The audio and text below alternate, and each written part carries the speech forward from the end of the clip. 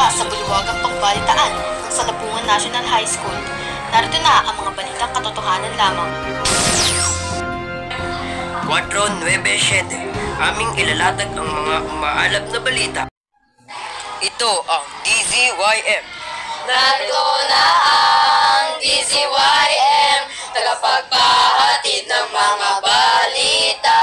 Walang kinikilingan, serbisyong totoo lamang. Kasama mo, kakampi mo, hindi ka iiwan. 497, tara na at magbalita.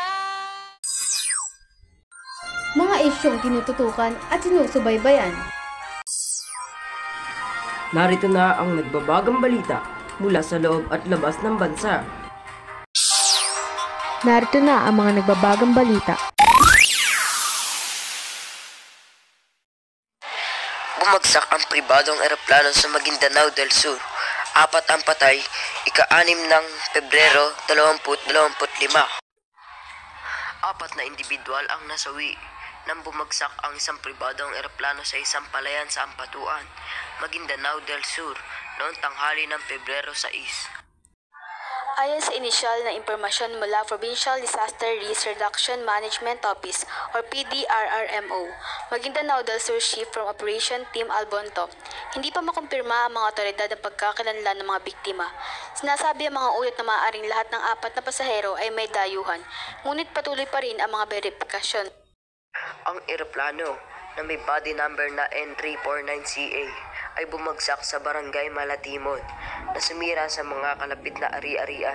Isang kalabaw ang nasugatan sa pagbagsak, ngunit walang ibang sibilyan ang nasaktan. Sasagawa ng investigasyon ang mga otoridad upang matukoy ang sanhi ng insidente at ang layunin ng paglipad ng eroplano sa lugar. Ito ang inyong kaibigan, Renz Aga. At inyong kaagapay, Tracy Manalastas.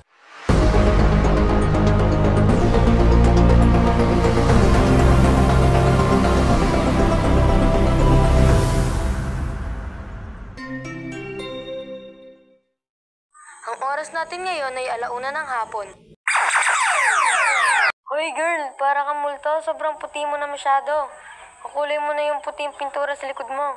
Oo, ika. Sadyang pinangak na akong ganito. Sira kang itim mo lang nung nakaraan. Ano bang gamit mong sabon? Bareta? Sa ganda ng kutis ko? Ano kasi sabon mo? Kagaya ako Rosmar soap lang. Sa halagang 49 pesos, puputi ka na, magiging kakulay mo pa yung puting pintura sa bahay niyo. Wow! Ang mura naman at mukhang totoo nakakaputi siya.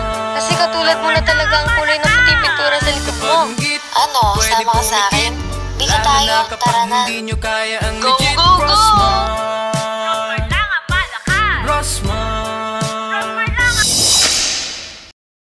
That song is brought to you by Conversation, na hindi na may salba pa. Time check, oras na po para bumitaw ka.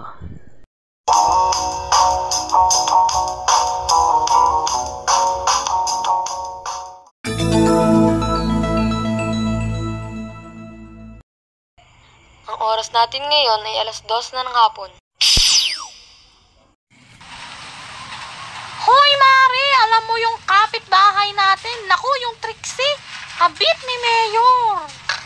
Talaga ba, Mare? Kaya naman palang gaganda ng mga lahas. May bagong kotse pa. Akalain mo yun? Ay, Mayor, andyan ka pala, di namin napansin. Ay, Mayor, andyan ka pala, di namin napansin. Asa na ang kabit mo? Si Trixie po. Ano ba kayo? Nagpapakita lang tayo ng kagandahan loob. Kabit na agad.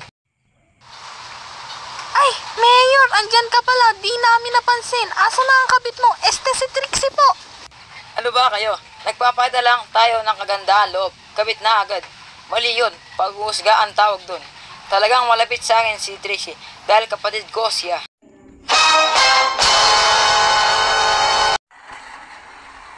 Huwag maniniwala sa fake news, maging mapagmatyag at mapanuri. Ang programang ito ay hatid sa inyo ng Department of Information and Communication at ng himpilang ito. Iyan po ang 5 minutong pagbabalita mula sa istasyong di lamang naghahatid ng balitang sariwa, kundi ang mga balitang tumatatak din sa inyong mga puso at diwa. Ito ang inyong tagapag-ugnay at lagi inyong kaagapay, Kabalita, Renz Aga. Balitang tapat, balitang sapat. Lahat ilalantad sa inyo'y nararapat. Tara na't magbalita. Muli, kami ang tagapagpatid ng mga balitang makatotohanan sa loob at labas ng bansa. Walang kinikilingan, walang pinoprotektahan. Tanging serbisyong totoo lamang.